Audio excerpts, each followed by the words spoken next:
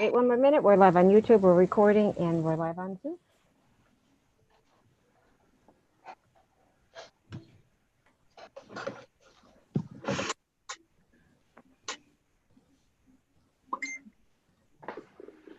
All right. It is 7:30. So I think we are ready to kick off. Thank you everyone for joining us this evening. Pursuant to the New Jersey Open Public Meetings Act, NJSA 10-4-10, adequate notice of this meeting has been provided by advertising such notice in the Home News Tribune, the Asbury Park Press, the Board Office, the schools, and on Cablevision Channel 118 and on Vios Channel 24, and by filing such notice with the Township Clerk. This meeting was scheduled for Tuesday, January 7th, 2021. The board will take formal action on agenda items. Mr. Merrill, please. Thank you. The Old Bridge Township Board of Education acknowledges that the law of this state establishes that members of the public, including members of the board, have the right to record public board meetings using audio or video recording devices, provided that that act of recording does not interfere with the business of this public board meeting.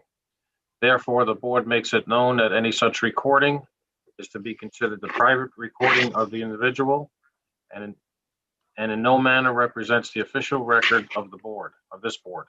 The board therefore takes no responsibility for such private recording and completely disavows any future use. Roll call, please. Ms. Burns? Here. Ms. Callie? Here. Mr. Caro? Here. Mr. DePrima? Here. Mr. Dunn? Here. Mr. Giordano? Here. Ms. Lent? Mr. Silikowski? Here. Ms. Ellis Foster? Here. A quorum exists. If we can stand for the pledge, please.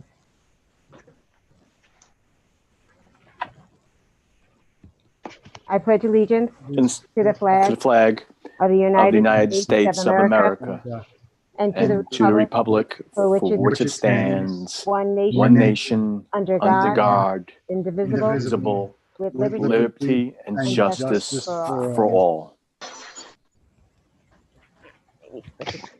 Thank you again, everyone, for coming out to the reorganization meeting. And I will now hand it over to Mr. Mara.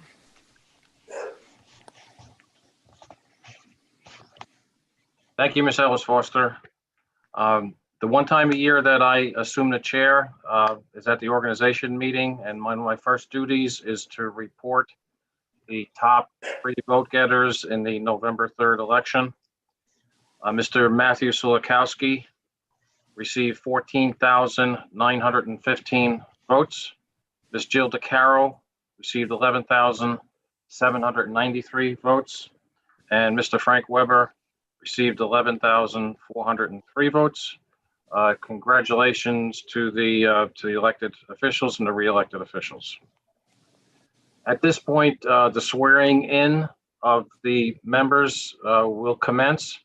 I will be swearing the members in according to the number of votes that they received. So, Mr. Silikowski, I will swear you in first. And Mr. Silikowski, do you have a copy of the oath in front of you? Yes, I do. Okay, so just fill in your name. Fill in your name in the blanks, and my computer fell. So hold on a second. So please raise your right hand and put your left hand on the Bible, and commence with reading the oath of office, please. I, Matthew Silikowski, do solemnly swear that I will support the Constitution of the United States and the Constitution of the State of New Jersey, and that I will bear true faith and allegiance to the same and to the governments established in the United States and this state under the authority of the people, so help me God. I, Matthew Silikowski, do solemnly swear that I possess the qualifications prescribed by law for the office of a member of the Board of Education, that I am not disqualified as a voter pursuant to a law are disqualified from membership due to conviction of any crime or offense as listed by law. That I will faithfully, impartially, justify, perform all the duties of this office according to the best of my ability. So help me God.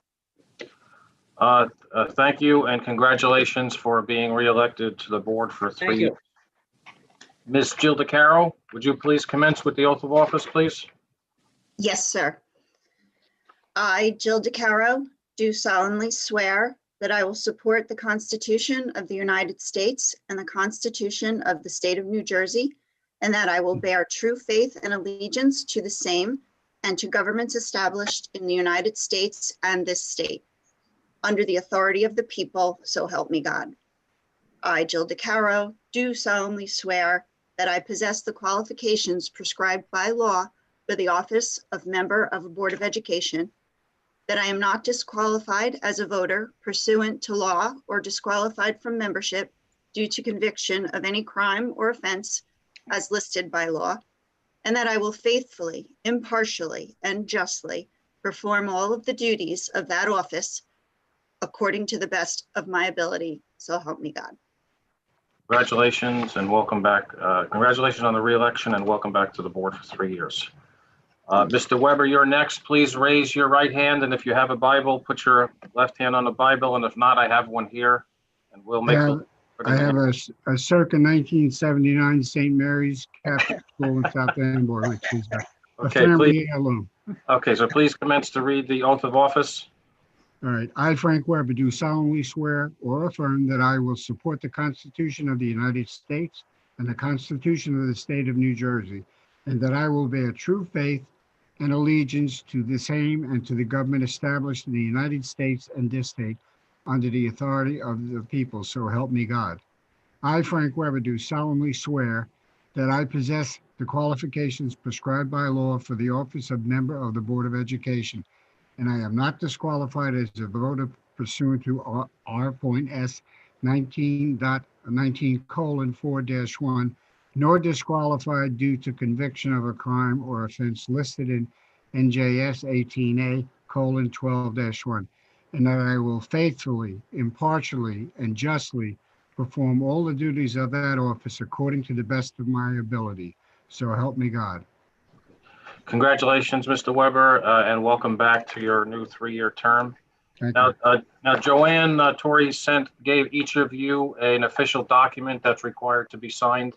Please sign that and either email it to me or drop it off to the office. Yes. Will do. Okay, so the newly constituted, and thank you to Ms. Lent for her 3 years of past service. So at this point, we'll do a roll call of the newly created board. Ms. Burns, Yes. Ms. Callie, Yes. Ms. DeCaro, Yes. Mr. DePrima, Yes. Mr. Dunn, Yes. Ms. Ellis Foster, Yes. Mr. Giordano, Yes. Mr. Sulikowski, Yes. and Mr. Weber. Here. Here we have a quorum. Next, before we go into the hearing of the residents, what I'd like to do is to just review the procedures that we will follow to elect both the president and the vice president. I will take the role. I will take the nominations for the president, and then the newly elected president will take over for the vice president. So the procedures are as follows. The Board of Education shall organize by electing one of its members as president and another as a vice president. This election shall take place in the annual reorganization meeting pursuant to NJSA 18A:15-1. The procedures for the election of board officers shall be as follows. Board president. At the annual, number one, at the annual reorganization meeting, the board secretary, serving as interim chair, will call for nominations for the board president. Any member may place a member, number two, any member may place a member's name in nomination. 3, a second is not required for the nomination of a candidate for president. 4, a member who has been nominated may decline the nomination.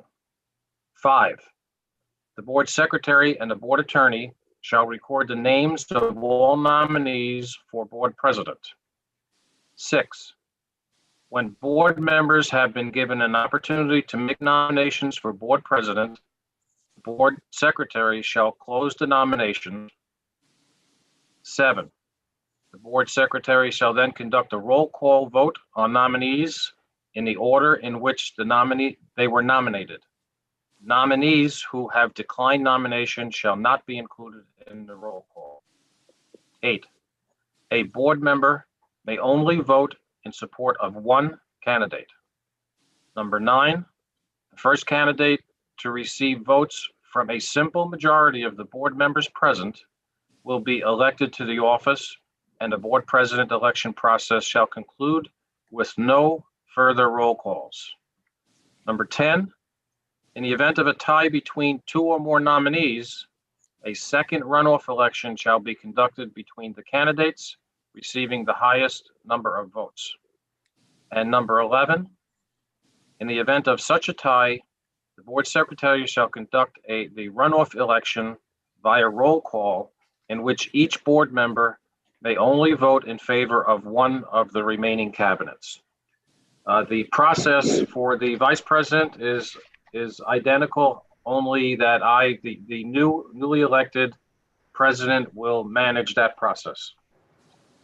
Before we take nominations, what I would like to do is to open the floor to hearing of the residents. So if there are any residents out there that would like to make any comments before I take nominations, please do so now. Kelly, will you manage that for me, please? Yes. So again, the way, if you want to make a public comment, if you are on Zoom, if you raise your hand, raise the hand. If you're on the phone, hit *9. And just for clarification, Mr. Mayor, this is on the agenda items. So any of the items that you just spoke to or anything that's on the agenda, correct? Yes. Okay. So this would be on any agenda items. Again, the hand raise icon or *9 if you're on the phone.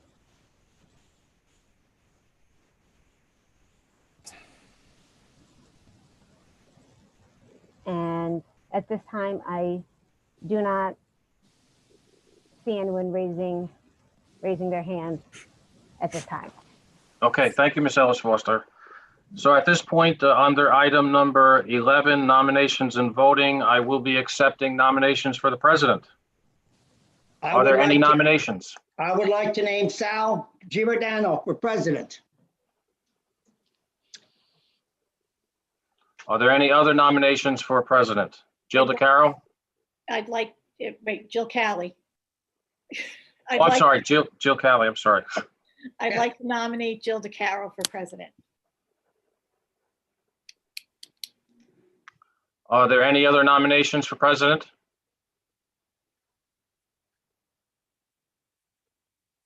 Okay, so the nominations for president is closed.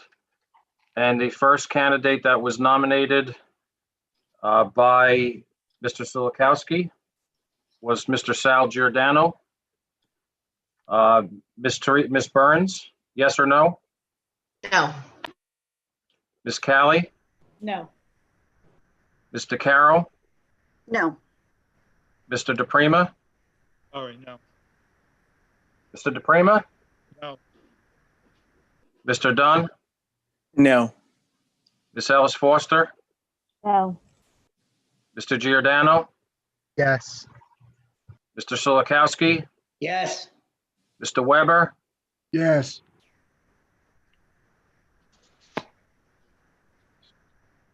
The votes for Mr. Giordano are 3 yeses and 4 noes.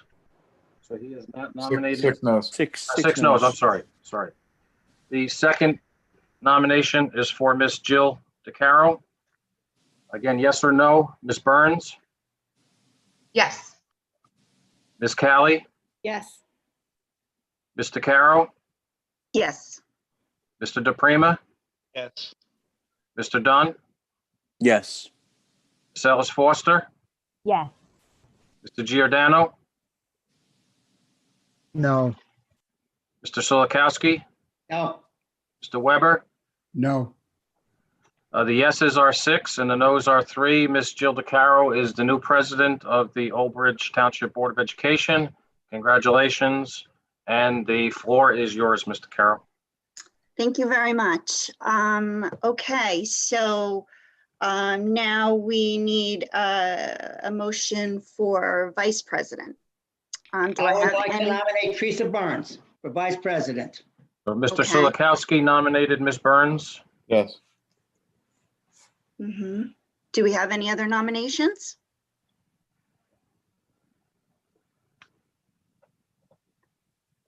Okay. There are no more nominations, Mr. Mara. So We'll do a roll call anyway. So the roll call is a yes or no. Ms. Burns, Yes. Ms. Callie, Yes. Mr. Carroll, yes. Mr. DePrima, Yes. Mr. Dunn, Yes. Ms. Ellis Foster, Yes. Mr. Giordano, Yes. Mr. Solikowski, Yes. Mr. Weber. Yes. Ms. Teresa Burns is the new vice president of the Old Bridge Township Board of Education. Congratulations. Congrats. It's all yours, Mr. Carroll. Okay, jump right in. Okay, we have the next item on the agenda is finance. So I need a motion to move finance numbers 1 through 3.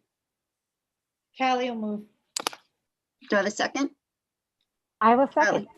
And Miss Ellis Foster will second. Any discussion on finance items 1 through 3? Yes, there is just one item, actually 2 items. On item number 2, the halfway down of that list of bank accounts, the Old Bridge Township Board of Education project graduation account, please Mhm. cross that out. That account was closed over the summer. Okay, And it further down at the bottom under be it further resolved, closer to the bottom, the Old Bridge Township project graduation account should be administratively removed. So that account was closed. got it. Thank you. Okay. Any other discussion on items 1 through 3? And number 3, Mr. Carroll, your name will be inserted there. Yes, that's what I was gonna, yes. So does that, when we get our minutes, does that show up on the minutes or? Yeah, okay. Okay, seeing no other discussion, can I have a roll call, Mr. Mara? Ms. Burns, Yes. Ms. Callie, Yes. Mr. Carroll, Yes, Mr. DePrima, Yes. Mr. Dunn, Yes. Ms. Ellis Foster, Yes. Mr. Giordano, Yes. Mr. Solikowski, Yes. Weber. Yes. Resolutions 1, 2, and 3 pass. okay. So supplies, equipment, and services. We have just item 1 and 2. Can I have a motion, please? For items 1 and 2. Callie will move. Burns will second. Okay, so that was Callie move, Ms. Burns second. Any discussion? Yes, again, there were changes over the summer in the second paragraph, the whereas second paragraph, that 40,000 number should be 44,000. In the next paragraph, the whereas paragraph, where it says currently 6,000, that should be 6,600. Then when we move down to the first resolved paragraph, 6,000 should be changed to 6,600. And the threshold where it's 40,000 should be 44,000. And in the next resolved, in the last line, that 6,000 should be changed to 6,600. Those values were increased over the summer. Okay. Very good. Any other discussion on items 1 or 2? Okay, roll call, Mr. Mayor? Ms. Burns, Yes. Ms. Callie, Yes. Mr. DePrima, Yes. Mr. Dunn, Yes. Ms. Ellis Foster, Yes. Mr. Giordano, Yes. Mr. Silikowski, Yes. Mr. Weber, Yes. Mr. Carroll. Yes. Resolution 1 and 2 pass. Okay. Board secretary and board business. Just 1 and 2, right? Those are sub things. Yep. Items 1 and 2. Can I have a motion? I will move it. Who was it? Finally moving, I get. Ms. Ellis Foster. Alice Foster. Who was second? And second? Okay. Any- Mr. DePrima? Yes. Okay. Gotta get my minutes. Any discussion? Yes, Mr. Carroll. Each year, it is mandatory that the code of ethics be read at the reorganization meeting. And each of you has a document that has to acknowledge that this has taken place, and you've had the opportunity to ask the board counsel any questions about any of the provisions in the code of ethics. And typically I read each item and ask any members to direct questions to Mr. Parkin. So number 1, move the board acknowledge receipt of the code of ethics by each school board member. The reading thereof by the school business administrator or subsequent discussion thereof. In accordance with NJSA 18A:12-24, period 1, every board member will abide by the following code of ethics. The board member will, number 1, uphold and enforce all laws, rules, and regulations of the State Board of Education and court orders pertaining to schools. Desired changes shall be brought about only through legal and ethical procedures. Number 2, make decisions in terms of the educational welfare of children and seek to develop and maintain public schools that meet the individual needs of all children, regardless of their ability, race, creed, sex, or school standing. Number 3, confine his or her board action to policymaking, planning, and appraisal, and help to frame policies and plans only after the board has consulted those who will be affected by them. Number 4, carry out his or her responsibility not to administer the schools, but together with fellow board members, ensure that they are well run. Number 5, recognize that authority rests with the Board of Education and make no personal promises nor take any private action that may compromise the board. Number 6, refuse to surrender his or her independent judgment to special interest or partisan political groups, or to use the schools for personal gain or for the gain of friends. Number 7, hold confidential all matters pertaining to the schools, which, if disclosed, would needlessly injure individuals or the schools. In all other matters, he or she will provide accurate information and, in concert with fellow board members, interpret to the staff the aspirations of the community for its school. Number 8, vote to appoint the best qualified personnel available after consideration of the recommendation of the Chief School Administrative Officer. Number 9, support and protect school personnel in the proper performance of their duties. And number 10, refer all complaints to the Chief Administrative Officer and act on complaints at public board meetings only after failure of an administrative solution. So those are the 10 provisions of the Code of Ethics that each school member must abide by. If anyone would like me to repeat any of them, or if you have any questions about any of those individual items, I would suggest that you direct those questions to Mr. Parton, and he will provide you with any clarification that or definition that may be necessary.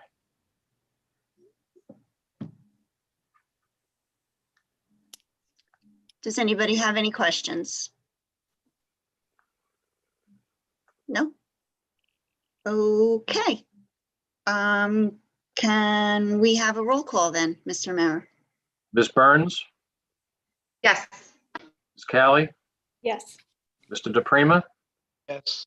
Mr. Dunn, Yes. Ms. Ellis Foster, Yes. Mr. Giordano, Yes. Mr. Sulikowski,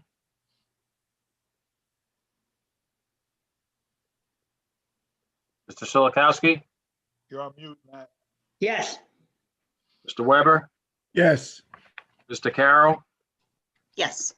Okay, resolutions 1 and 2, and a reminder, please sign that acknowledgement document and get it over to my office via email, or if you'd like to drop it off, is also fine. Thank you. Okay, so now we are on to the hearing of the residents for any school district issue. So again, if you are on Zoom, just raise your hand. And if you can, some people don't have their names, if you can just say your name, and then we will call on you, but just put your little hand up in the chat, in the, yeah.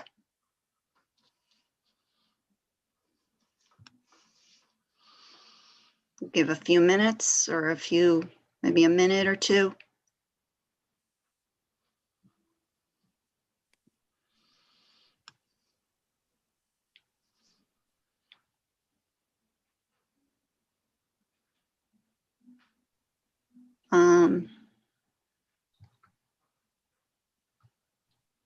Okay. Nobody? Oh, Mr. Carroll, Okay. there's somebody in the chat. so yeah, it says reopen our schools, but what I'd like to do is, I'd like to, have a name, if that's possible. I don't see it. They raised their hand in the box, but they kind of went away. So I don't know.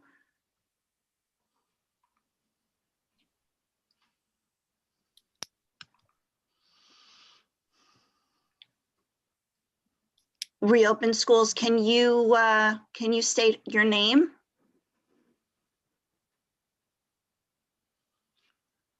I think it might be a group. Okay.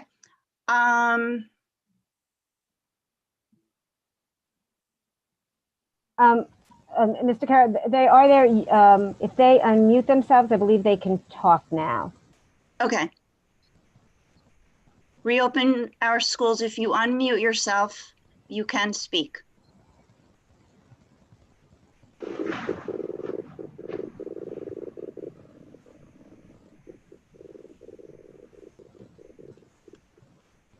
No? Are you able to unmute yourself?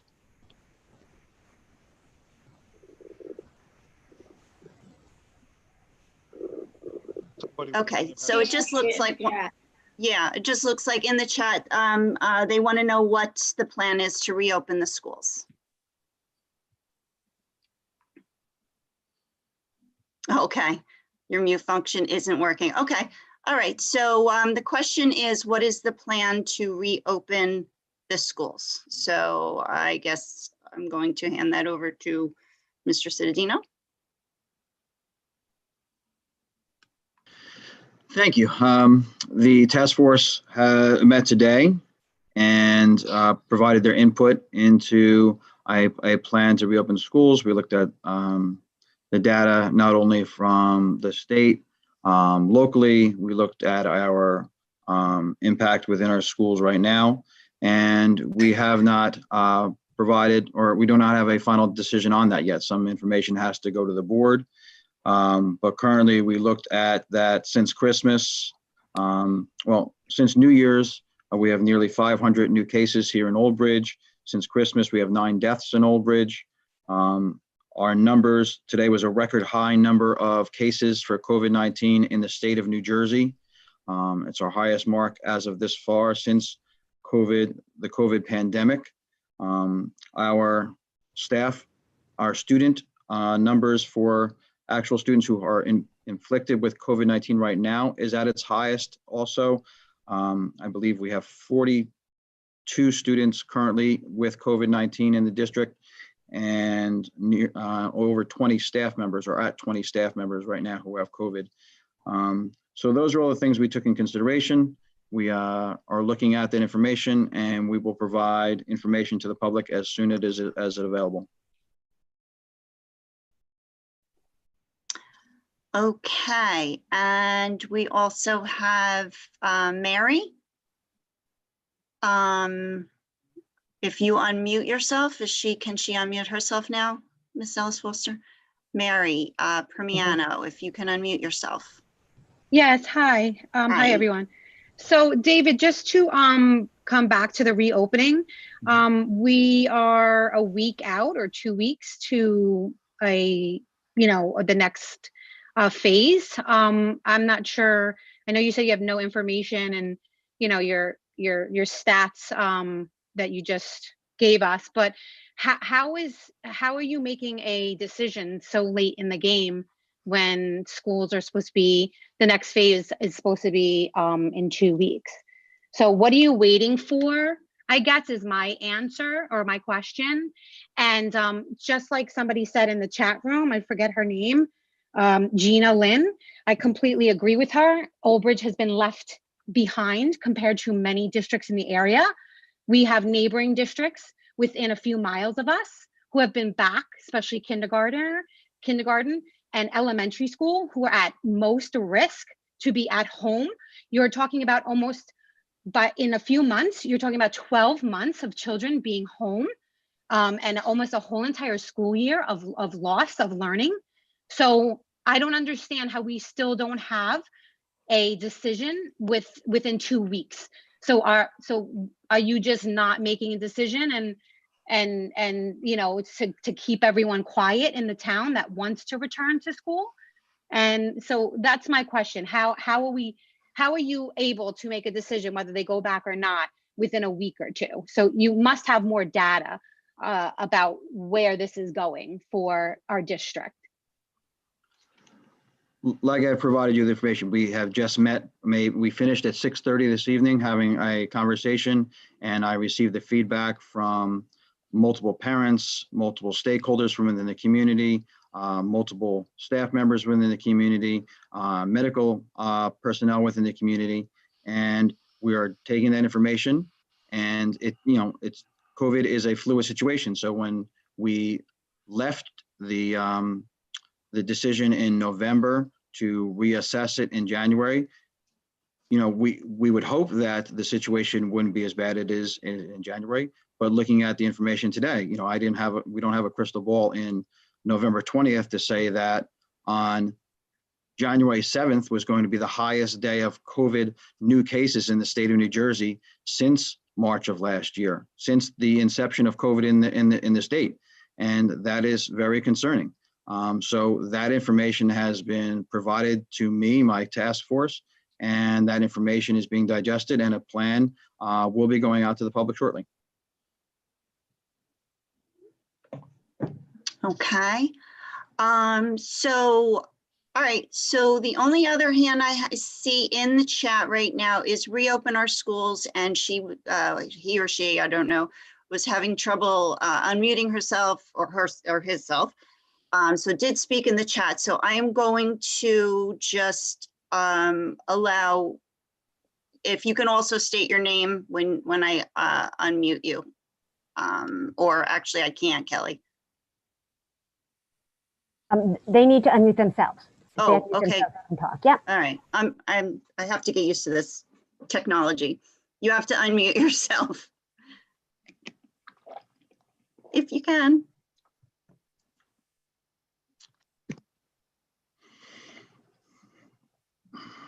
No? You can't unmute yourself? Oh, wait, there you go. Can you hear me? There you are. Sorry about that. That's okay. So my name is Amelia, and I guess same question, same concern regarding reopening the schools. And we don't have a crystal ball, but we won't have a crystal ball a week from now, 2 weeks from now, 3 weeks from now, a few months from now. So you said you had the meeting and it just closed at 6:30. Can you share what was discussed in that meeting, what the overall consensus was? And I guess, again, just to understand, how is a decision going to be made? Is there the possibility of giving the parents options? Neighboring towns didn't utilize all of their schools. They've utilized maybe some of the buildings for full in-person learning. Other buildings are being utilized for hybrid. And then there's the option to also be fully remote. So where are we? Are we considering other options?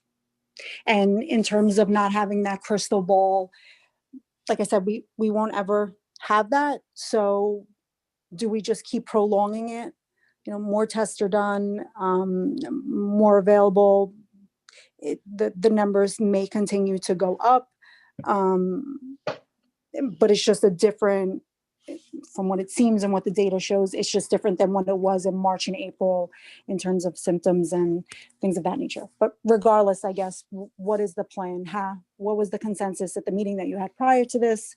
Is there any other options where the parents can make that decision to send them if they want, or be fully remote or hybrid? So while you were all correct, we do not have a crystal ball as to, what the exact future will be in a week from now, 2 weeks from now. But we do know that the respiratory illness season will begin to diminish shortly. We're at the height of it right now. We're probably mid respiratory illness season, where the flu and any airborne respiratory illness like COVID is at its highest point. We do believe that there will be some relief brought to us by the ability to have a vaccine available to our staff and our community relatively shortly, and that would help with the situation. But as far as, there's always there's comparisons. We can make comparisons, and we talked about in the task force today that there are neighboring communities, schools that haven't opened a day yet, that haven't been open one day for in-person learning, and there's several of them within the direct area of this community. So the comparisons are always there. I received an email from someone the other day saying, well, Homedale's opening. Well, if you look at Homedale's data, they're averaging 8 cases a day. We're averaging 45 to 50 cases a day, new cases in Old Bridge. So the comparisons aren't always relative to, what the community's experiencing. And I don't know why Old Bridge is experiencing higher numbers than some of our neighbors around us. That is why the Department of Health identified Old Bridge as a hotspot. And that's why this community and the great work of the township partnering with us is providing testing on a regular basis, because we are a hotspot and we do have higher cases than surrounding communities. I wish I can make that all go away, but I also don't have that authority to do that either. Just as many parents are concerned about, opening the schools, I get contacts from parents saying, please don't open the schools. And I know that everyone has their choice, but sometimes not everyone has their choice, because the staff wouldn't have their choice, and they have concerns too. So we take that all into consideration.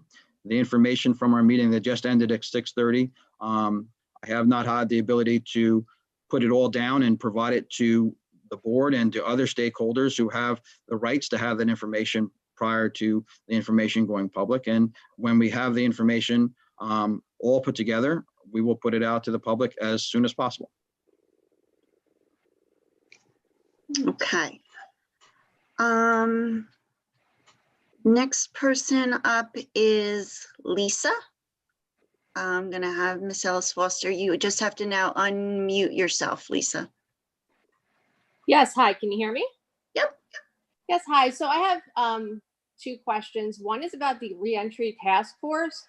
can you tell us how many parents are on that task force? Because from what I've heard, there's not too many compared to other members on that force, and that there have been, or at least one parent that has voiced their opinion that goes against the rest of the task force opinions. And it just seems like there's not really a fair representation from parents. It seems like parents are the minority on there. And can we get more parents on there? Because our children need a voice as well. The teachers have the teachers union for their voice, and we need a voice for our children. I believe that today's meeting, there are 7 parents on that meeting. And what comprises the rest of the board or the task force? I'm sorry. We have people who are our medical referral people in the community. We have people from our Aramark, which provides our custodial services to ensure they can clean our facilities. We do have educators, administrators, board members on that committee. Okay, and how many overall people are there on the committee? I'd have at times 25, anywhere between 20 and 25, depending on if they're all available. Okay. And then my second question was regarding the survey that was sent out, question number 9, which was asking about different options for returning to school. The way it was set up was a little odd. It started with grade level K to 5 and gave 2 options for K to 5. And then the third option for K to 5 was buried at the bottom of the responses. It seemed like the 4-day option was offered at the end so that possibly people would miss it when they're looking for it or when they were looking at the question. And it wasn't even visible until you scroll down. So what was the intention there? Why wasn't it listed right after the other K to 5 options? I'm not sure how it was. I didn't see that concern. I'd have to look. I don't have it in front of me, but okay, just because I don't think it was done intentionally. Okay, because you may want to send out something clarifying that, or in the future just maybe check it, because the talk on social media is that it was done intentionally. Like people are getting very suspect of everything just based on what's been done so far, and it's just everything like that just makes us more suspect as to the intentions of the district. That's just my opinion. It's not just my opinion, but thank you for your response. I appreciate it. Thank you, Lisa. Okay, next up is Elena. Elena, if you can unmute yourself.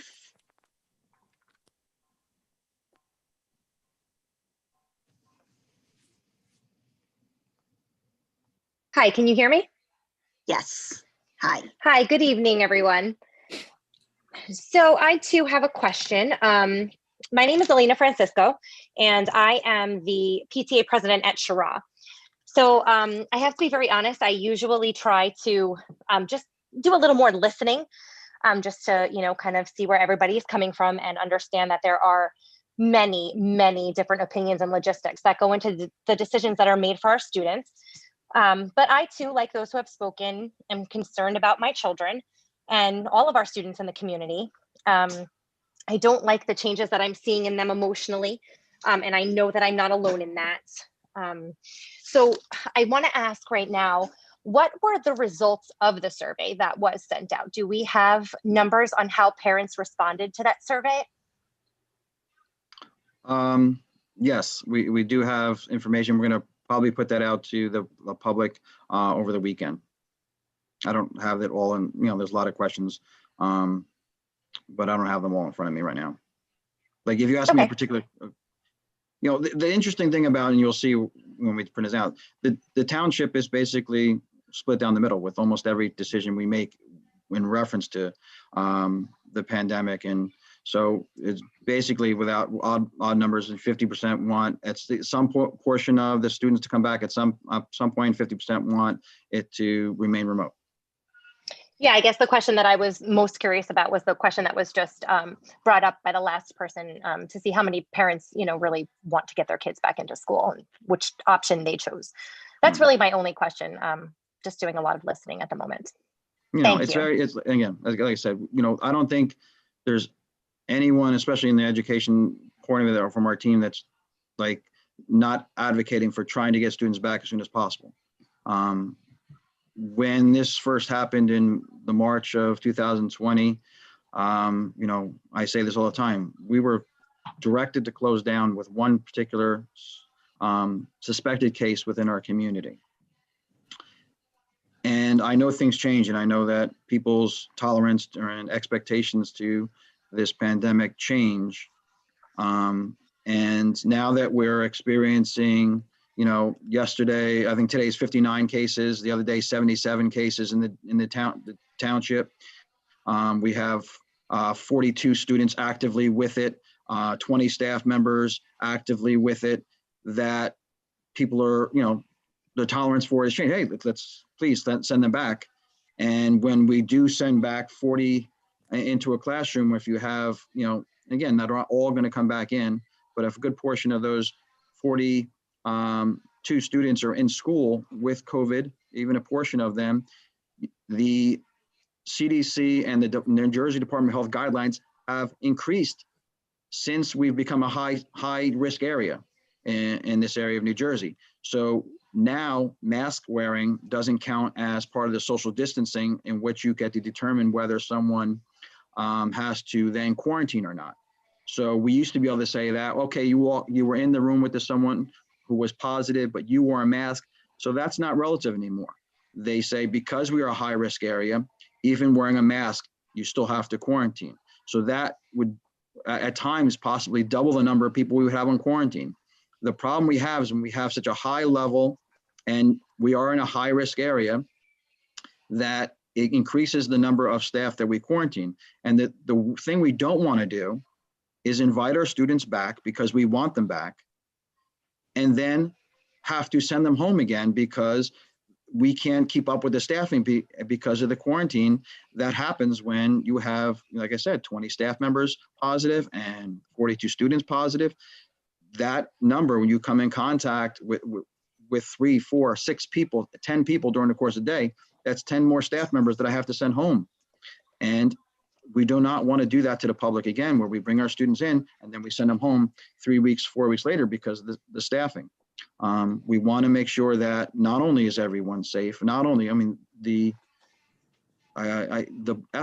code of ethics for the board, they just read when the number 9 was to ensure the safety of our staff, to make sure our staff, was it number 9, Mr. Parton? What is, or Mr. Mara?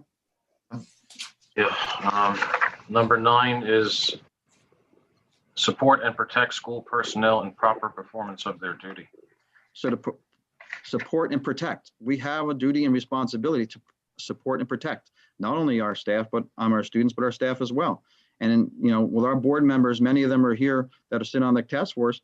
They hear the parents crying that they want their kids back in school, but they also hear and feel the concerns, that the stress that everyone's feeling because of COVID. One of the items that just came out is that, the variant strain that's more contagious is now in the tri-state area. It's in Pennsylvania, it's in New York.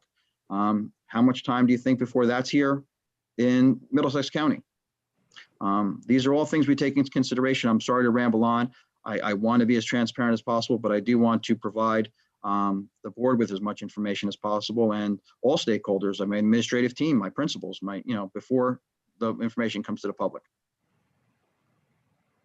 Thank you. And I do appreciate all of that information and understand all of it and can see all different perspectives and sides. I guess in listening to you, I've kind of come up with another question. So has anything been discussed about possibly allowing just elementary to get back and sort of handling it slowly with the little ones? And I get it, because if you're a parent of an older one, you want the same thing. But we know that our little ones are struggling so much academically and emotionally. And also on top of that, I also wondered, especially back in November when we closed again, is it possible to close one school at a time instead of closing the entire district when you don't have enough staff to cover a building? Is that something that's discussed as well? Well, that's an interesting dynamic, and since something that hasn't, and I went over this with Mr. Parton when we had that decision in November, that right now the Department of Health guidance for New Jersey schools, and it's not much different than we've seen in the United States federal level, where there's different messages coming from the administration and different information coming from the CDC. So the Department of Health is telling us that when we're in the high risk area, we should be considering remote education only for our schools to keep our schools as safe as possible. It doesn't say just in the classrooms that, or the schools that have lower instances of outbreak or have lower numbers. It says consider remote education for all schools. So then the question was, what is the liability for the district when that happens? So on the worst case scenario, we ignore that. We ignore Department of Health guidance, and certain districts will do it. You know, certain districts have done it, but the Department of Health is right now recommending that schools should be in a remote only setting. So if a staff member, if a student becomes seriously ill or worse, the liability is going to be with this board, and the question is going to be by the attorney hired by that family of that sick child or that sick staff member, or worse. You had Department of Health guidance recommending that you shouldn't have people in your schools, and you did so. Did you see the document, Mr. Cittadino?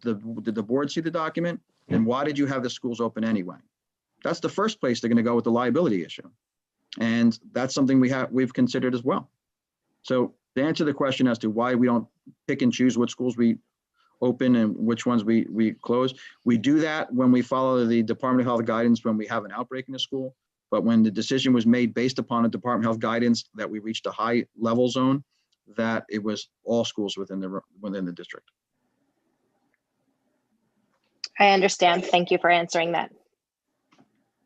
Okay, thank you, Elena. Carol, Okay, so, Carol. Mr. DePrima has a question. I'm sorry, go ahead. Someone just said that the chat is disabled on Zoom. I don't know, so they can't comment. I don't know what that means or how to fix it. I'm sorry, I can't hear you, Sal. Somebody just contacted me that the chat is disabled on Zoom. Yes, we'd like everyone, if they want to speak, we'd like them to be on the Zoom call. They can either call in or be on the Zoom to, that's the way we've been doing it in the past. Yeah, if you can just, we'd like to, have a conversation, have the person actually call and speak like we do in normal meetings. Okay. Okay. All right, so next up is Terry. If you can. Hello. Hey there. Hello, everybody. Hi. My name is Terry Bonomo, and I'm going to vocally say I am on the remote task force. I have been. And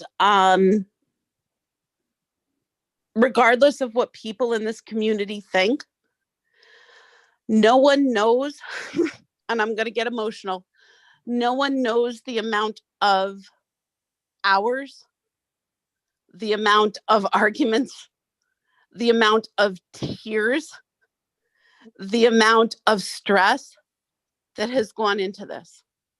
No one in this community understands that. No one, except for those of us who have sat on it. And I just want to say thank you to the administration for listening to everybody that does call in. But I don't think what people are understanding is the vast discrepancy in this community. We are completely divided. This is a divided community. And it kills me because I love Old Bridge. I love the schools. I love the administration. I love everything about it. But people are not doing what they need to do outside of schools. So it is very difficult for the task force to sit there and say, well, this is what we're going to do. This is what we're going to do. This is what we're going to do.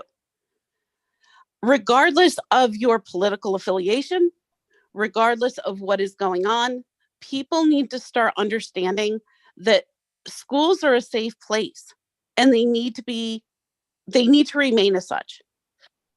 And the decisions that we make as a task force go on. I mean, I can't even tell you the time I've spent away from my son, the time that, I see Mr. Cittadino with tears in his eyes, everybody.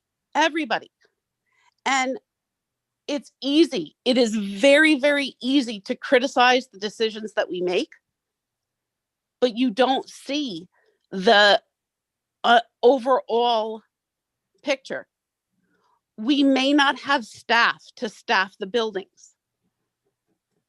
We may not have the resources available. And we are trying to be as transparent as possible. We have been, I can't even say the communication in this district has been amazing. I just wish people would give us a break because I know it's hard. I have a child myself. He is dyslexic. He is working by himself. And I cry every day because I'm an educator myself. I'm on the computer every day. I just wish people would give us a break because we are all doing the best we can. Thank you. Thank you, Terry. Okay, so the next person we have is B. You can unmute yourself. There you go. Hi. Hi, B. I can appreciate it, that what that woman just explained, and thank you for that.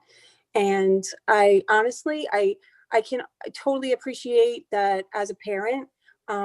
If I were in the room, I can imagine, having the same level of emotion that Mr. Cittadino and she had both had.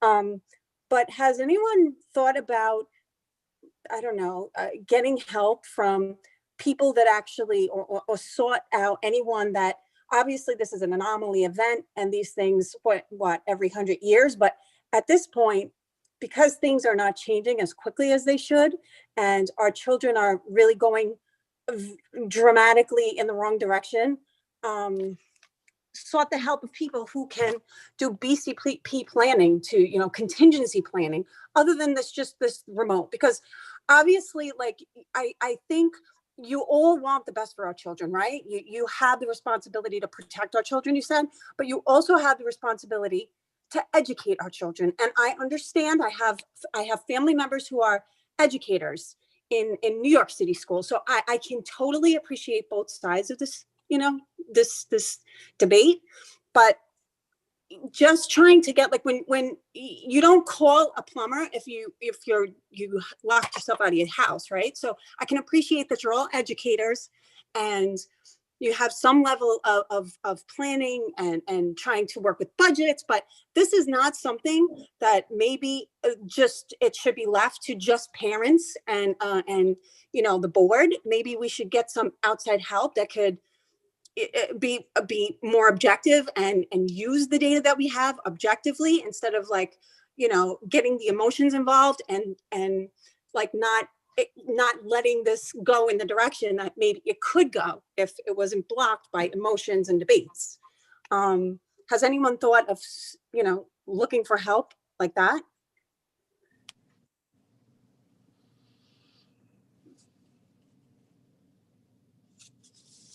I don't, I will say that as a superintendent, I sit on committees throughout the state with just that kind of supports that you recommend. I have had meetings with Rutgers professors, people from the medical staff at UMDNJ,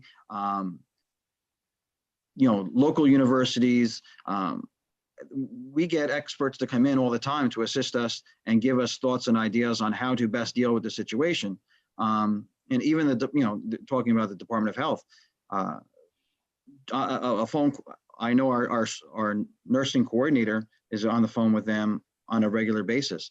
Everyone across this nation, across the state, is stretching it and strapped with the amount of resources that are available to find more resources. And if you have some good ideas for other ones, you can email them to me and I will track down all of them that are available. We're welcoming any kind of resources we can get to deal with this situation. And it's, it's not pretty, what we've had to deal with, but, willing to take in any resources we can get. So thank you for that. And if you send them to me, we'll track down more, but, we are working with everyone and anyone we can who's an expert in this situation. But again, there's not that many people who are experts in pandemics, because like someone else said, this one's every 100-year pandemic, hopefully. Right. Okay. Okay. Thank you, B. All right, so we have reopen. There's no other hands raised. I do see reopen has their hand raised again. Seeing that there is no one. Nope, there you go. Okay. So is there anyone else that has anything to say in hearing of the residents? Okay. Okay, reopen. If you can unmute yourself. Sorry, I actually do, before we go and it closes out, I guess, can you just tell us next steps? I know you said in the beginning you're going to be discussing it and as a committee and a task force, but can we get a date? Can we get something to let us know, a date to look forward to, just to get more information? We understand it's a hard decision to make, of course, but it's hard either way that you look at it, for feeling like the kids are just regressing. It's a hard situation all around. I think everyone could appreciate that, but just a date. Let us know what we can when we can expect to understand how we're going to move forward. It's not just the parents. I mean, I could speak for me and my kids and other family members that I have in the district. The kids are asking, the kids want to know when are we going back? When are we going back? When are we going back? Not every child fully grasps what's going on, especially when they see others going to school. So I guess the question is, when can we get a date? Can we get a date as to when a decision is going to be made? Like I said earlier, I promise you it will be within the next 3 days. I just finished our conference at 6:30. I haven't had a chance to speak to our administrative teams, who run our schools. I don't want the parents and you said the children at home to find out first before we have a chance to them. The board members who are on here haven't been briefed on what was discussed. So as soon as that takes place, a concise but yet accurate plan that depicts everything is laid out, it will be put out to the public. Okay.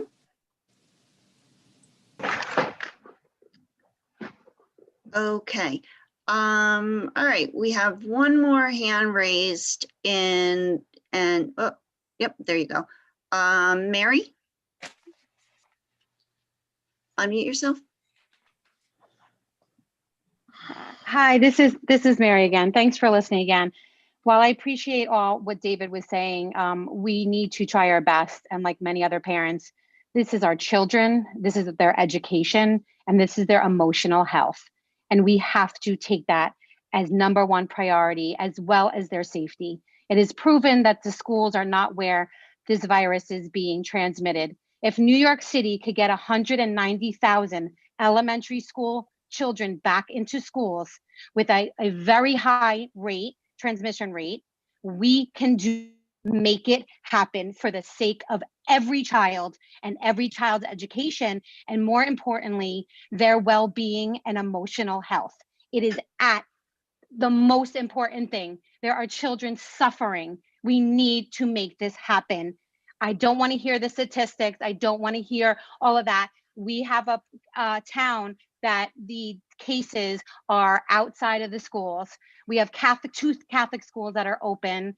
There's many Catholic schools and private schools that are doing what we need to do to keep the children safe. We need to do it. So please, I'm begging you to get especially our elementary children, back into some sort of in-person learning.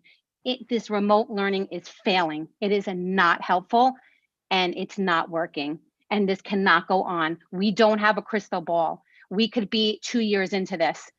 Get to work like many other districts have and brought back students. Please, I understand it's not easy, but please, please do this.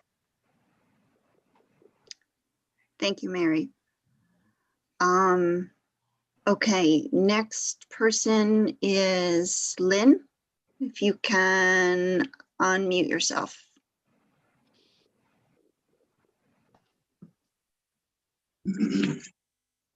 Hello. Hi. Hi, this is Lynette Rios. I have three sons in the district. One is in Sauk, the other two in Carpenter. Basically, my question is this. Will the staff be asked to get vaccinated in order to make this decision, I guess, an easier one for the students to come back? I will begin by answering the question, but then I'll again turn it over to Mr. Parton. I know there was some talk in legislation about this recently, but at this point, and I believe majority of the staff want to get vaccinated. And I'm doing everything I can and working with the OEM. I speak to them almost daily, begging them to get testing right here in Old Bridge. I said, take the high school. I'll give you a whole gymnasium. Let's start testing. Let's start vaccinating right here. We can do testing on one end of the building and vaccinations on the other end. And I think that everyone, the majority would do that. But as far as mandating vaccinations for staff and students, it's not there yet. Mr. Parton? Yeah, that's correct, Mr. Cittadino. To the member of the public's question, will we ask for staff members to do that? I think the answer is yes. The Department of Health and the CDC are recommending that. It is a nonstop news cycle, and it is identified as a best practice. So they'll be asked, but we do not have the authority to mandate it at this point. That may change. As of right now, we're not going to mandate something that we don't have the legal authority to mandate. So again, it's a fluid situation, but as of right now, it's going to be a recommendation. Thank you. Thank you, Lynn. Catherine, just unmute yourself. Okay. Hi, yeah, this is Catherine's husband, Tim. Just wanted to chime in on a couple of things. Thanks for your time. First thing would be about, litigation and legality. I'm kind of torn with what I hear of being in the best interest of students learning and staff and what's best for everybody's health and well-being, while it seems like we're more concerned with legality here. And wondering, and maybe someone could address this in a minute, but, would a waiver of some type, or knowing that the district is split, would it be possible to have those who are for in-person be able to have that option, and those who aren't have the ability to stay home and get remote learning that way? Well, that was just like it was in the Tim, like it was in the fall when we reopened. So parents were, and they would still be given that option. Some parents would have the option to keep their students home, and some would opt for the hybrid model. We're looking at hybrid models right now that bring students into school more often for when we do invite them back. So, and some students would have the option parents would have the option to keep their students home as long as the health emergency is still in place, because that falls under the executive order by the governor of New Jersey that allowing us to provide remote instruction for our students. Once that executive order disappears and there's no longer a health crisis, then students would have to be in person to receive their instruction. And how are other districts in the same region of central New Jersey, which is deemed high risk, right? Mm-hmm. How are some of them still in-person learning? Is it Old Bridge? I mean, I don't want to make anything snarky, right? But are other attorneys and other school districts not concerned with the legalities and more concerned with getting kids in school, or what can be done as opposed to what can't be done? Do you want to address that, Mr. Parton, or? Sure. It's a balancing act. It is a question of the risk level. It is a question of the recommendations from the state and federal authorities. it is a very unpopular and questionable practice to go with the waiver issue. Mr. Bach, what you were talking about is something that has been considered in a lot of districts all the way back from the fourth week of March, where there was actually an emergent litigation where there was waiver requirements for classified students to receive education. Perhaps not surprisingly, that was frowned on by the courts. And to have a waiver as a condition of what is a constitutional right isn't going to work out. I don't think it's a question of whether districts are being overly fearful or not. I think it's a question of what guidance districts are receiving from the external experts, such as the Department of Health. And right now, with the vaccine on the horizon, I think that a lot of state agencies are recommending that you wait, and districts are always going to have different interpretations of that from each other. But Mr. Cittadino has accurately said what the county and the state have been telling the district.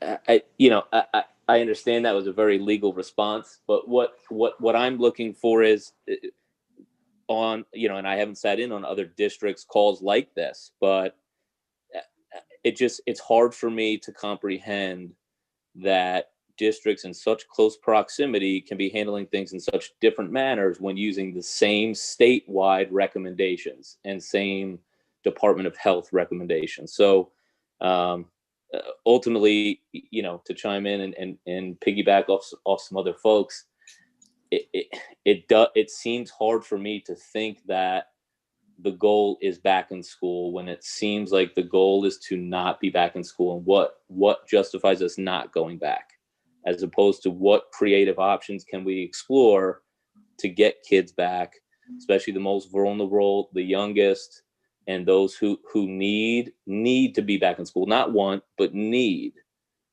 to be back in school.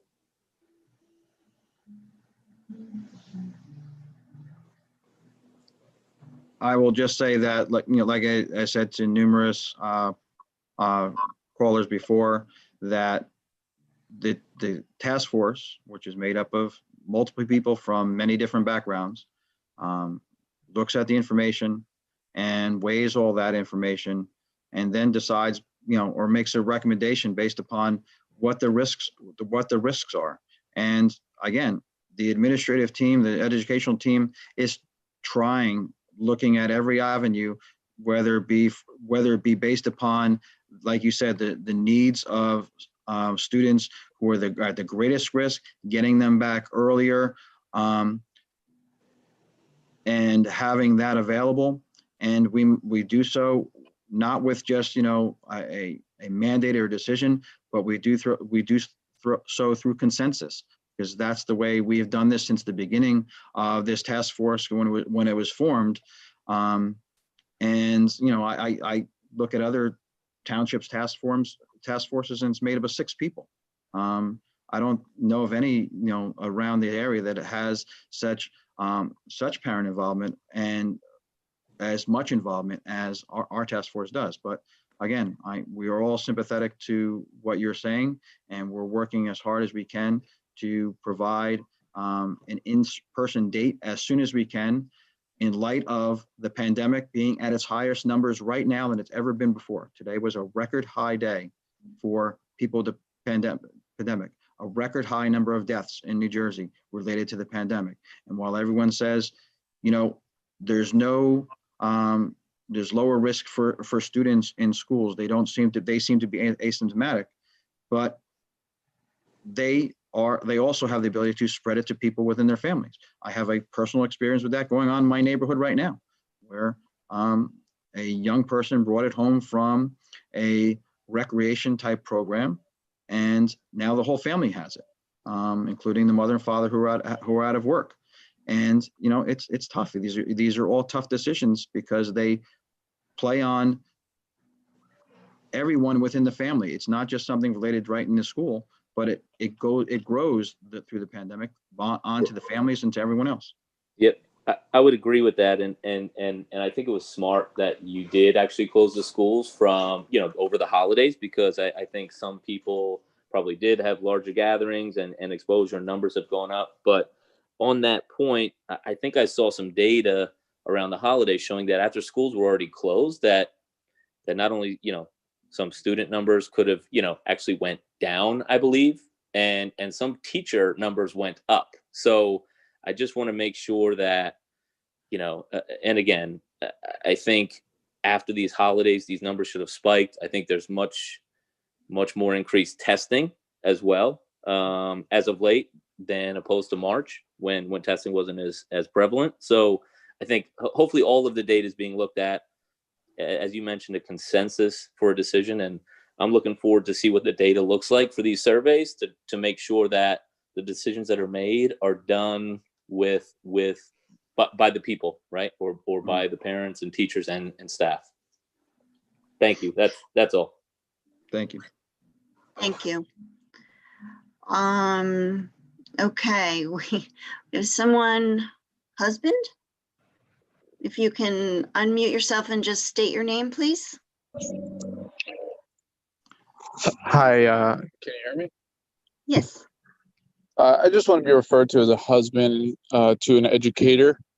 First off, I'd like to say thank you to David Cedino. I think he's done a great job managing this unprecedented situation that's occurred with this pandemic. It's a difficult position to be in, and I can only imagine how to manage this. So a lot of people forget that this is a once in a lifetime situation. Furthermore, I'd just like to just really make a point, or make a comment, not really a question to anyone. It often gets overlooked that teachers are also humans too. My wife in particular works excess hours beyond the school day, making sure her kids are taken care of virtually. And some of the social media that has been displayed recently has been very insulting to the teachers, to their families, and it's just not okay. Teachers are spouses, teachers are parents, just like the parents who want to go back to school. School is important. Education is a foundation of everything. It's the most important thing. I would never not say that, but we have parents who are going out, gathering in 20, 30, 40, 50 people without masks, not social distancing, and they have the audacity to go on social media and complain about not going to school when they're not following the guidelines. And they could easily put a teacher at risk, their family at risk, 2-year-olds, 3-year-olds, 4-year-olds, any children at risk. I think parents really need to take a step back and realize what they're saying, because these teachers are working their butts off in a situation that no one ever in their lifetime would be expected to partake in. This is unprecedented, and let's just be grateful for our health and continue to get through this together. That's all I had to say. Thank you. Thank you. Thank you. Okay, so I don't see any new hands raised. B, I do see your hand raised, and I did allow two other people to speak twice. So I am going to allow it this time. In the future, we're going to allow, one person to speak one time, get all your thoughts out, and but I will allow it this time. And please know from now on, only one time you're going to speak. Okay. So if you just unmute yourself, go ahead. Thank you very much. I appreciate that. I actually, I next time I will write my questions down. I didn't really, it's hard to prepare when you're actually hearing others speak and you have other questions in addition to that. So this really is coming as, to Tim's point, and I can appreciate the husband who his wife is a teacher and educator. I can appreciate exactly what he's saying. But we do see other districts going in close proximity, to the township, going back. We have schools in Old Bridge that are back. My neighbors' kids are in Catholic school. Every day they go. So I'm just really more offering solutions, and I'd be more than happy to, I'd like to actually, know like with full transparency, if you can let everyone know who is actually on, constantly being part of this task force. And if there are additional people that could join the task force, and perhaps maybe for full transparency, so people fully understand what's actually transpiring during those, you can stream them so people understand the discussions that are being had. I can appreciate that, like, you guys did send out a survey. Unfortunately, you didn't come prepared to the meeting to speak about the stats that were actually raised during that survey. So that would also add to full transparency, so that we could speak to numbers just the way you guys do when you have your task force meetings. It's more just offering solutions. And I think if there are parents that would be willing to offer solutions and that could join the task force, I would be happy to see, like, like a link that says we're looking for more people, aside from also looking outside, as Mr. Cittadino said, to educators across the state and, the Board of Health and everyone else that's involved in the decision-making. So it's more to really fully be transparent. I just wanted to make that comment. Okay. Thank you, Big. I am not seeing any other hands raised. So at this point, I am going to close the hearing of the residents portion. And we will move on to old business. Am I doing that right? Yes. Okay. This is the Carroll point of order. Joe, did we miss vote, or did I miss it? Did we miss voting on the calendar? Yeah, that was part of board secretary and board business, Mr. Weber. Okay, and it was, all right. That's good. Just wanted to make sure. Thank you. Okay. All right. So old business. Is there any old business? No. Is there any new business? No. So? Well, first of all, welcome back. I'm excited to start the new year with this new board. I welcome Frank Weber to the board, and I look forward to working with all of you. And I hope 2021 is the year that we, the people, finally regain the power to decide what we want to do with our lives and our liberties, instead of the elites and bureaucrats that we've conditioned ourselves to allow to run our lives for almost a year now. And I do believe that the parents should have the choice whether to go back to school or not, and hear everyone's opinion. And lastly, I'd like to thank Ms. Lent for her service and making my first year as a board member very enjoyable and very enlightening. And I wish her good luck on her path going forward. Thank you. Okay. Madam President? Yes, Mr. Dunn.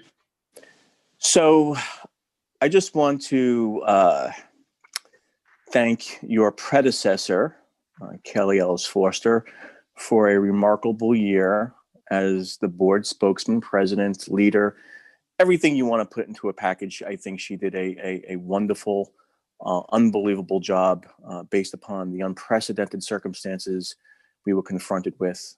I've known Kelly for a very long time, and I have to say unequivocally, I'm very proud of her. I know that she did a lot of work behind the scenes that a lot of us know about, but the public doesn't. And, I'm grateful that, she was the right person at the right time to assist David Cittadino with, our response to this pandemic. It's unprecedented, like everyone's been saying. And, it's very difficult for us as board members to watch, the system basically shut down and go virtual.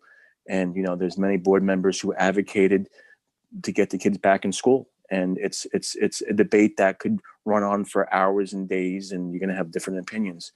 But ultimately, the decision is safety. It's about making sure our kids and families and staff are healthy and safe. I can tell you, by being the fire chief here in Old Bridge, I see the numbers at the county level, and they're not good for Middlesex County. With that said, I advocated, very strongly to get kids back in school, especially elementary. Those are the students who don't have the abilities to really, learn virtually, because they need to have a guardian or a parent next to them to make sure they're staying focused and staying online and staying on task. And I agree that we need to do that. That's important. But at this moment in time, it's very difficult with what's going on out there, especially here in Old Bridge. And our first goal is to make sure everyone's safe. And we're going to continue that. But the debate is there, and we will continue working with the administration as a board to find ways of getting kids back in school, because ultimately that is our focus and job. With that said, again, Kelly, thank you for a remarkable year as president. I really appreciate what you did, and I'm sure the other 7 board members or 8 board members appreciate you as well for what you did. Secondly, I want to welcome back Frank Weber. Frank's a friend. Frank and I, have had our times together in past years, and Frank brings a new dimension back to the board.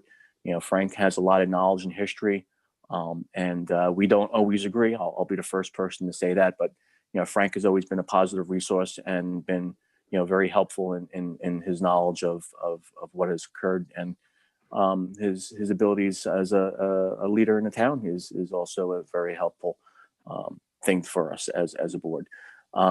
Congratulations, Madam President, for being elected. Your position, it's very well welcomed. And also, Teresa, congratulations for being Vice President. And I'm looking for a refreshing year. And I think the task at hand now is to get kids back in school. And we'll work, of course, with Dave and the administration and the task force to find ways of doing it. But I can tell you, based upon what I see as one of the fire chiefs here in town, the information is not good at this point. I know that first responders are in the process of being vaccinated right now. I know that many of my peers have been vaccinated. I'm slated to get vaccinated tomorrow.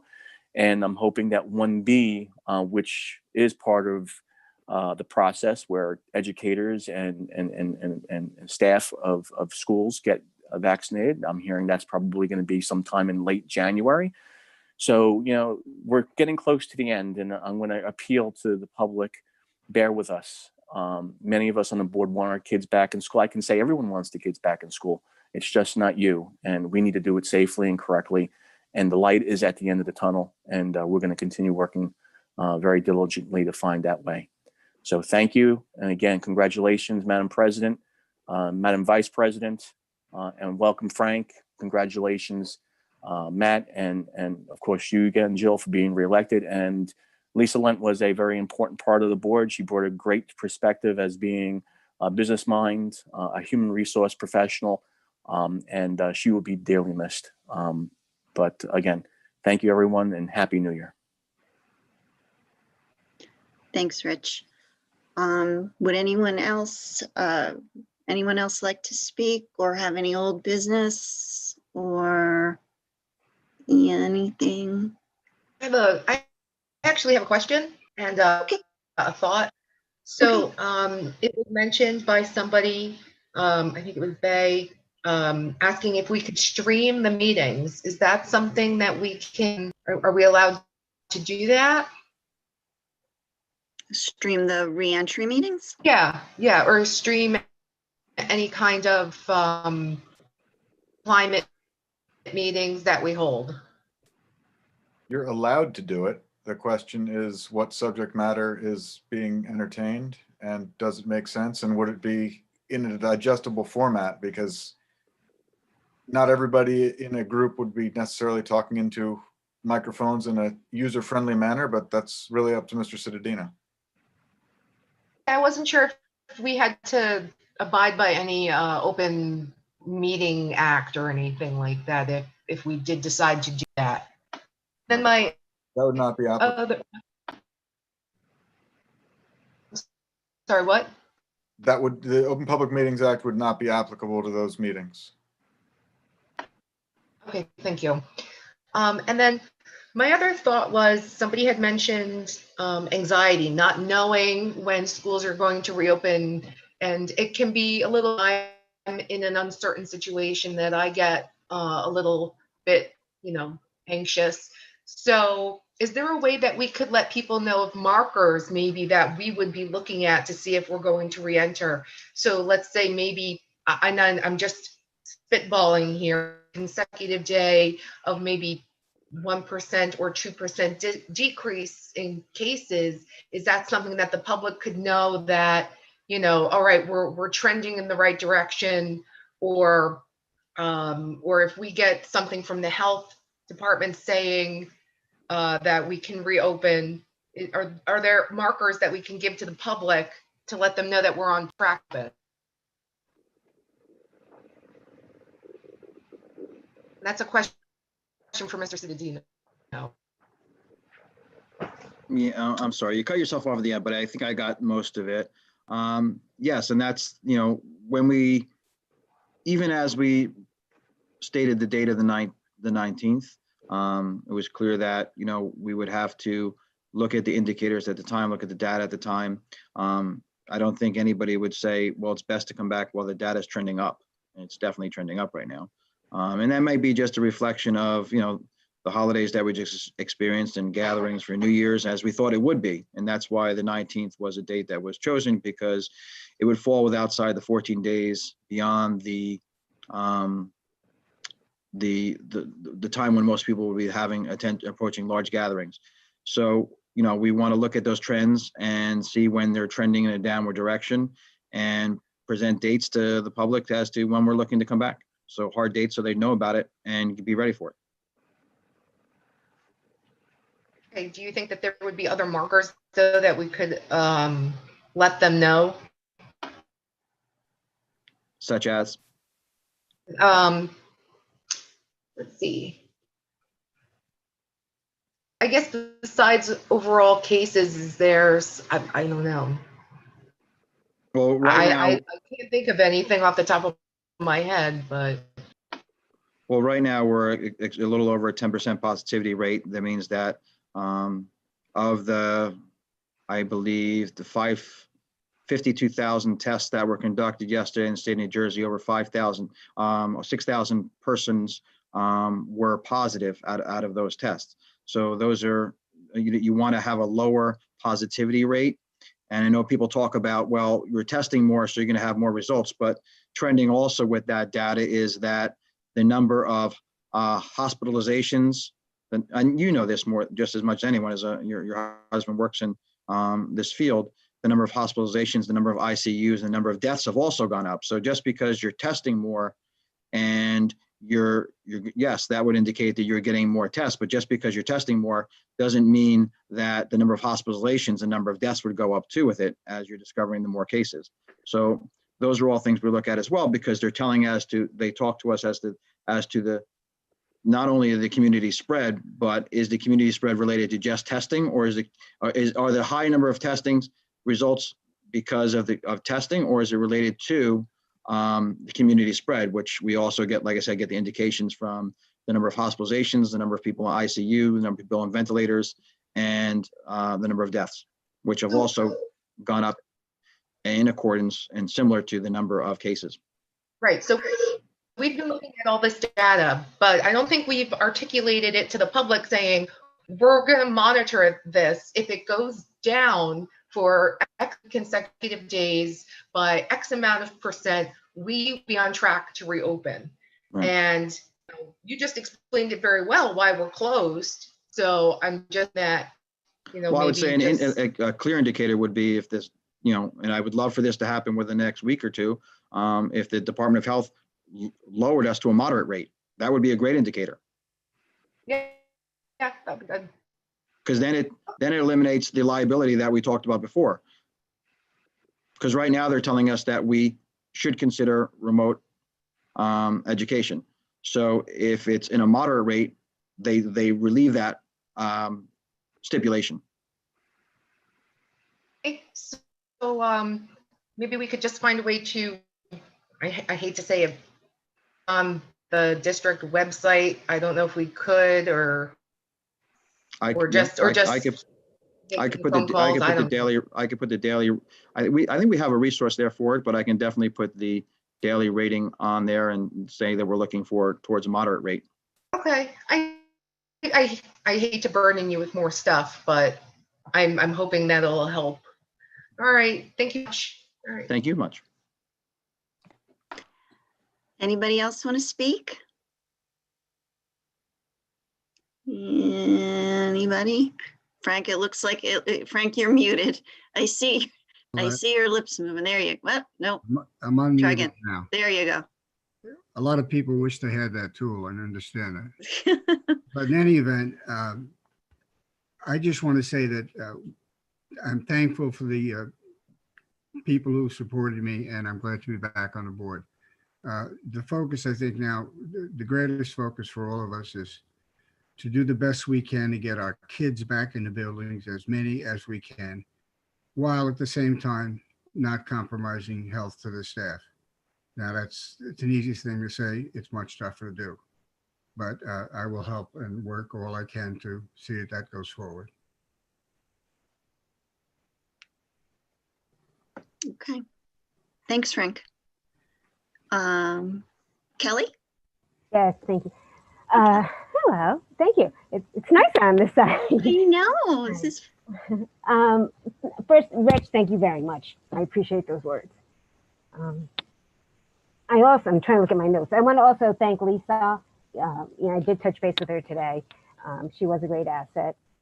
We will miss her. Hopefully, as we said before, when we get through all this, we'll get together and have a little celebration. I do want to thank all the parents calling in. You are doing what you should be doing, is advocating for your children. And what I would like to say is there is not one person in this district, whether it's a teacher, administrator, custodian, nurse, anyone on this board who does not want our children back in school. That's why we're all here. So I was disheartened that somebody made a comment, I didn't catch the name, I apologize, that thinking that someone's goal, that our goal is not to get our children back. That is just blatantly false. There is not, I can tell you, everyone wants them back. This is making everyone's life difficult. Our children, we know how difficult it is on our children. It is difficult on our parents. It is difficult on our teachers, our administrators, everyone. So I will reject the notion that anyone in this district has a goal not to open schools. But as even through this discussion, it is so difficult because of so many issues that are connected to it. I think that's it. We all are absolutely working towards that goal. As we said, the task force met today for over 2 hours, and the information is not available within the hour to get it out. I would just also say too, this is the reorg meeting, and typically we do talk about these in the agenda meetings, which would be next week, which of course would be available then. And the people who are on the task force, I've been on the task force, and I personally, and I could ask Mr. Cedardino, I think anybody, either the district employees or the board members, are fine to say who they are. And I know Ms. Benimo had called in, she was on it. We have multiple parents on it to represent different levels: elementary, special ed, middle school, high school. What I don't, and this is my personal opinion, is those volunteers are volunteering their time. I asked to be elected to this position. So if people want to harass me, if they are angry at me, if they discuss it, on Facebook, I've been off Facebook. I had asked for this position, so it's okay. Well, let me back up. I don't think it's okay. I think some people's attitudes, we've crossed a line in our society. But I asked for this position, and our educators and all that, this is their job. The people for the public volunteering hours and hours have not asked for that harassment. And that would be my concern about giving the public their names. So that's just, again, my opinion on that. So I think, again, we are all dedicated for the same thing, is to get everyone back into the schools as quickly as we can. We're hopeful with the vaccine. We were talking about that today. How can we get our teachers, everyone who wants to be vaccinated? I know every teacher I talk to wants to get vaccinated, wants to get back in the classroom, but they have families. They are the ones at risk. We've luckily seen that most children are more pass it on, right? However, we've seen children get sick. So I think we have to remember people in this town, 106 people have died. This is real. So we have to balance that. So we will continue to work towards that. Next week we'll meet again, continue to share the information, consider, share new ideas. That's what we're here for, and we want to do that. So I appreciate everyone speaking out, sharing your opinion. We are here we listen to it. I tell you, we do take it to heart. And to the people on the task force, thank you, especially the family, the parents, and good luck, Jill. I will give you a crash course next week on Zoom. But if any assistance you need, I will be here for you. And Ms. Burns, congratulations. Thank you. Happy New Year. We're into 2021. It can only get better. Right? I want my money back. The trial's over. Anybody else would like to speak? Anybody from the board? No? Okay.